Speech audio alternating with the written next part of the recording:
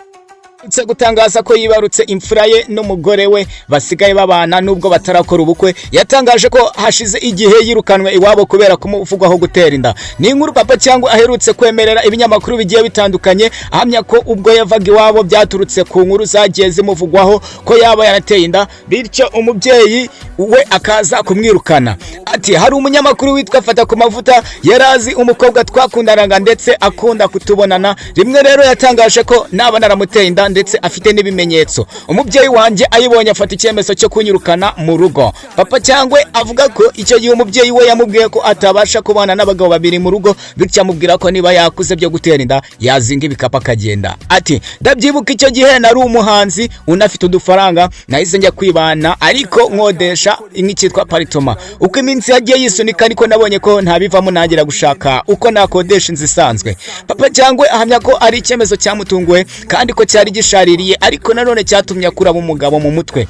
Uretse umubyeyi we wamwirukanye mu rugo, Papa Cyangwe yavuze ko izi nkuru zagize n'ingaruka ku mukunzi we kuko iwabo babifashe nabi bituma bamubuza gukomeza gukundana n'uyu muraperi. Nyuma yaho rero Papa Cyangwe yaje kubona umukunzi mushyashya. Yamukuye he? Uyu muraperi yaje gutangira kujya asohokera aho yari asanzwe asohokana n'umukunzi we, birangira uwabakiraga bubatse ubucuti bwavuyemo kubaka umuryango.